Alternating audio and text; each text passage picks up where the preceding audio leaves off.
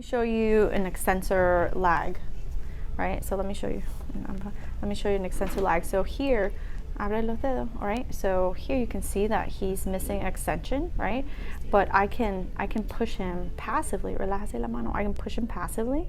He's got full PIP extension. Now I'm gonna let it go and it falls, right? So that tells me it's not a flexion. He doesn't have a problem in his joint level coming into extension. The tendon is caught somewhere. This is a P1 fracture. And instead of doing it on the dorsal aspect of the phalanx, because of extensor tendon adhesions, they did it laterally onto the side. But what happens is you're still going to get adhesions because the extensor hood and the extensor mechanism goes onto the side. And this is a great example. So I'm going to go like this, relax. So the best way to get a PIP extension is to put the MP into flexion. Relax your finger and push me para arriba. Okay, you can see, you can actually feel it on the back, right? So here, I'm going to show you, relájese la mano un momento. I'm going to put him into, and take a look at this scar.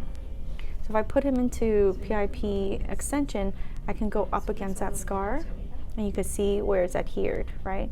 Where it's kind of stuck. Normally, if you do it to any part of the finger, right, there's going to be some give. And here, you can feel it where it's stuck. You feel it in your hands, right? And then you can ask the patient if he's going to feel it. So go ahead and relax. So now what I'm going to do, I'm going to try to remove his thumb so you can see.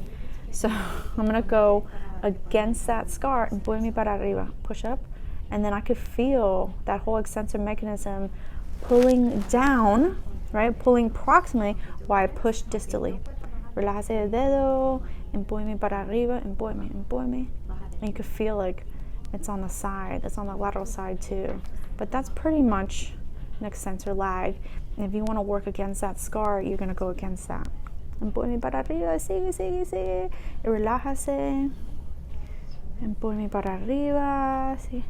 Right, so when we go into tendons, you're going to really see, we'll go over that again, but how the, this is a P1 fracture here and a P1 fracture here, and he had a screw placed in here, and he had an ORIF placed in here, like a plate and screws, but they did it to the side, and how scarring plays a role, and then how it messes up the tendon system. So here, let's see this finger. That looks good. Flexion wise, that looks good.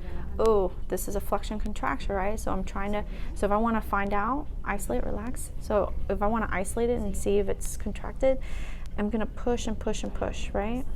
Here we go. So he doesn't have a tendon issue here.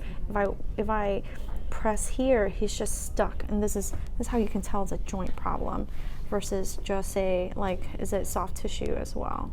But he's probably going to need, well, we're trying to avoid a capsulectomy. Could it be an extensor tendon adherence? So one of the things that we're going to do is we're going to work into full composite extension. Everything, extension. We're going to work on all the scarring and stuff like that. On both the dorsal aspect, the lateral aspect, and you can even work the volar, the palmar aspect. Go into tons of extension, and then see, because that's going to help with the extensor lag, and then it's also going to help with the flexion. Go into flexion, cerra los dedos.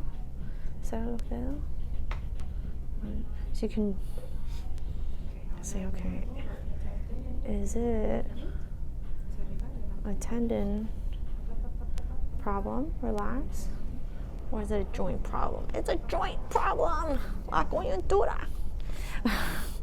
Because if I take everything else out and I just push on the joint, it doesn't give, because he was so stiff for so long. All right, so I just wanted to show you an example of a lag and some scarring, and how it doesn't matter if it's on the dorsal side or the lateral side. You have the extensor mechanism goes on the lateral side as well, and it still can get stuck. Hey therapy friends, it's Huang here. Thanks again for watching my video. And if you like videos like this that can help you just crush it in the hand therapy world as an occupational therapist, then hit the subscribe button and enjoy the video. Thanks again for watching.